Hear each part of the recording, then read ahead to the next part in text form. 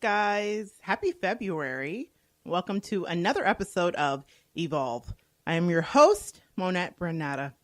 And to get us kicked off in this month of love, I would like to sprinkle a little love onto some friends and helpers in my life. Firstly, I would like to thank Bob, if you're listening, for making that video that helped me to figure out the terrible thing called links. I so appreciate you taking the time to do that. If you know me, guys and listeners, I'm a little bit technically challenged. Sometimes I can do a lot of things, but I kind of push that aside. So I have been getting like a crash course in all of this stuff in order to better communicate and stay in touch with you guys. So thank you, Bob. I so appreciate your efforts and kindness there. And also I'd like to sprinkle a little love onto Miss Elaine Bartlett. Elaine is a teacher and she calls herself the reluctant or no longer reluctant mystic after her show yesterday. She has a show here on the Talk Network radio stations and she absolutely is brilliant. She is a calming presence and she is insightful and wise. And if you've ever heard that show, Delilah, Elaine has a voice. It's kind of reminiscent of that. You could really just listen to her talk all day. So give her a little love and a listen, and you'd be surprised. She'll have some food for you. I promise you that. So recently, I was having a conversation with a friend about the assembly of our yearly vision boards, and she was sharing with me some of the wonderful bits and bobs that she'd found in her magazine. And one of the phrases that she said popped out to her was to be your own advocate. And this particular friend is a warrior with the Archangel Michael as her personal escort through life. And he does a lot of cutting of cords and breaking of chains and all that stuff. And he is bold and strong. And so this clipping completely resonated with her spirit. But it got me to thinking, be your own advocate. How kind it is to be your own advocate. How loving it is, how necessary. In this month of love, we all have heard that it's just a fabricated holiday to sell more cards and candy, but I believe that everything does and can serve a purpose. And so, I've been in meditation and prayer about this month, and I have a few interesting interviews lined up, and I plan to take us full circle throughout the phases and various names of love, starting with Eros, which was all about the Greek god of love and sexual desire. And Eros is mainly based on attraction, and it's actually where the term erotica comes from. The second one is philia, and it's the love of the mind, also known as brotherly love. Think about Philadelphia. That's where the roots of that city's name come from. And it represents a sincere and platonic love. And that's a love you have for a brother or a really good friend. And it's more valuable usually and more cherished than Eros because it exists when people share similar values and dispositions. So that's the thing to know about philia. Ludus is playful love. It's a flirtatious and teasing kind of love that mostly is accompanied by dancing or laughter. It's a very childlike and fun kind of love. And then there's pragma. For pragmatism, that's long-standing love. This is the everlasting love that married people share after years of being together. Even if sometimes you might think, I don't know, you're there developing this love that's called pragma. It is pragmatic, and that is why it is referred to as standing in love rather than falling in love, because it grows over time, and it requires profound understanding between lovers who've been together for many years. There is agape, love of the soul. This is a selfless kind of love for humanity. It is the closest to unconditional, and it is a love you give without expecting anything in return. This love does not require a norm of reciprocity. It helps us to sympathize, and it helps us to connect with people that we don't know. There's also storge, which is the love that a parent has for a child, or the love of a child. It is based on natural feelings of effortless love. Storge is also known as forgiveness, acceptance, and sacrifice. It is one that makes you feel very secure and comfortable. And then there is Fallujah, and that is the love of self. And this week, we're going to focus on Fallujah, which is really the sum of all the other various types of love. What is often said is that in order to love anybody, you have to love yourself. Well, that is exactly what Fallujah is all about. Truly, madly, deeply respecting and loving yourself. And the ancient Greeks divided Fallujah into two kinds of love. There was one that was pure and selfish and seeks pleasure and fame and wealth, and it often leads to narcissism. And then there's another healthy kind of love that we give ourselves. Fallujah is essential for any relationship. We can only love others if we truly love ourselves, and we can only care for others if we can truly care for ourselves. The balanced kind of Fallujah is the type of love that I wish that I had for myself in my younger years. I believe that if that love had existed in my spirit, that perhaps I would not have fallen vulnerable and been into the clutches of a cult. Over the holiday season, a new show became very popular. It did not become popular because it was an endearing rom-com or a hilarious comedy. It struck a chord because it took us inside a once secretive religion and revealed that it was really a cult in masquerade. Leah Remini spearheaded this, and she really has done so with bravery and honesty. And at the start of each show, she read aloud a statement from the church that once embraced her. Except in the statement, they are defaming her.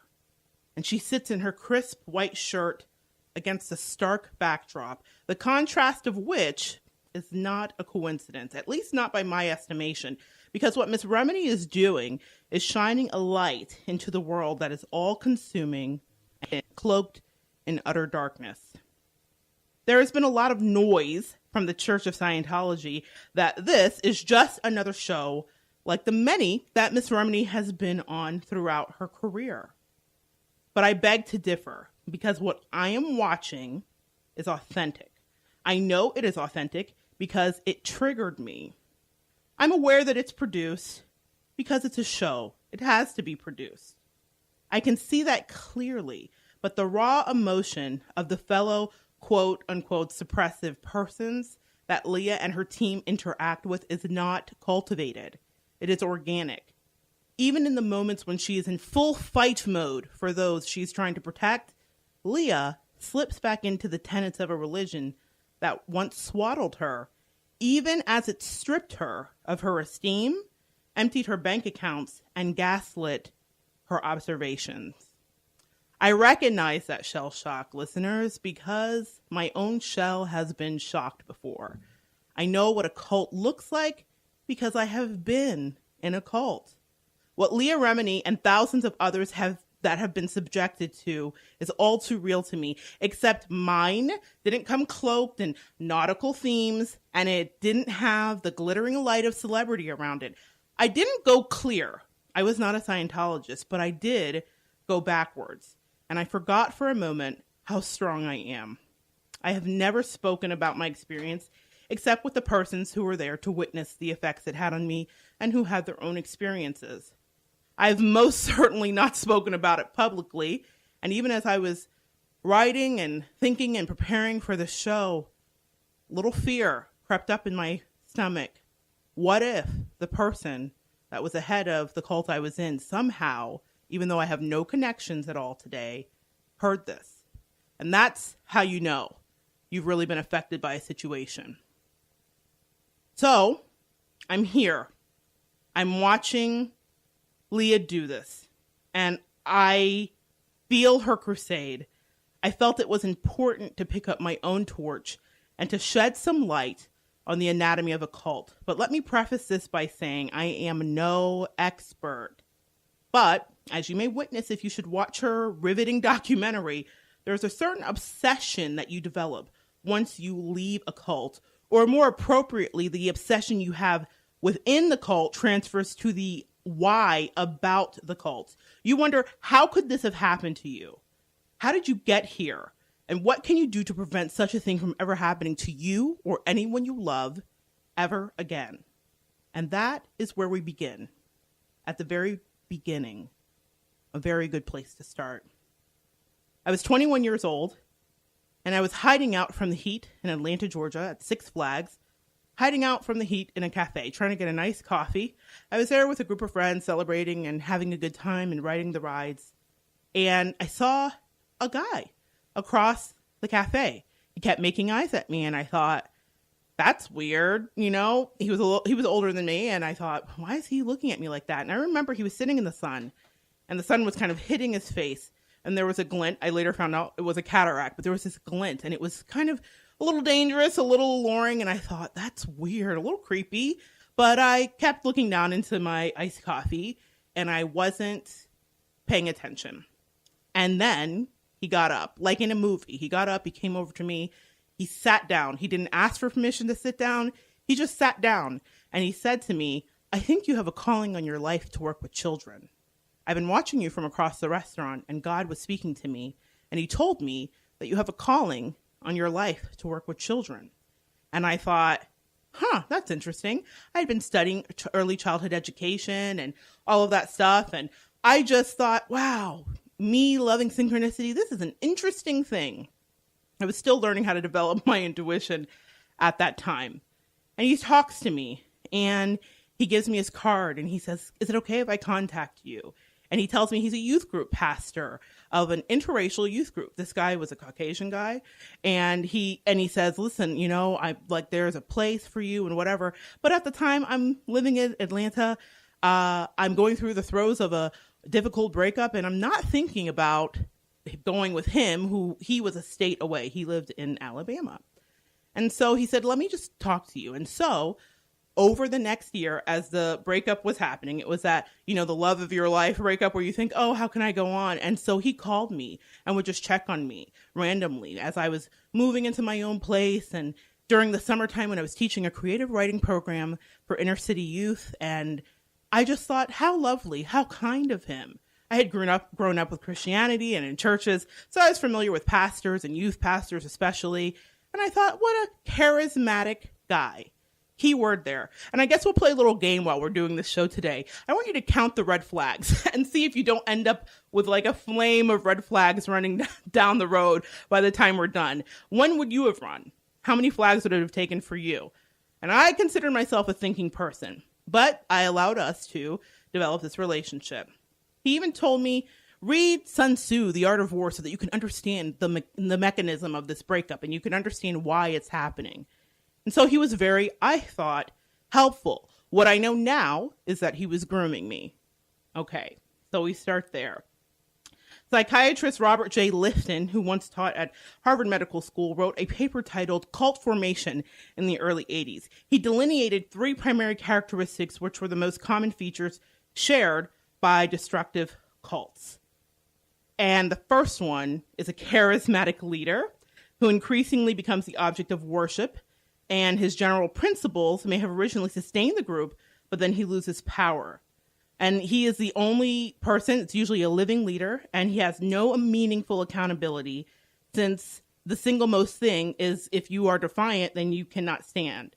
And I remember that when I first got there, and before I tell you, let me tell you how I got there.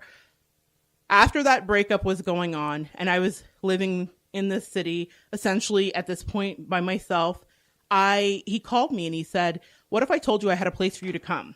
What if I told you you could finally be in your calling fully? I know you're teaching this program to inner city youth, but that was a grant written program and I had shared that with him. So it was only for the summer. And he was like, I have a way that you can do this all the time. I can make sure you have a storage unit. I can make sure people come move you in a proper U-Haul truck so all your furniture can come. You won't have paper. Everything will be great. And I have a job for you and a place to live. Well, I was 21 and pretty adventurous, and I ran it by my then friend and mentor, who was a professor at the college, who had written the grant for the program I was teaching. And she not really, she talked to him on the phone, and she said, you know what, take a chance.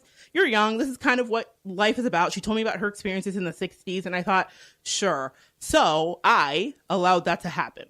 And that is where I kind of blame myself.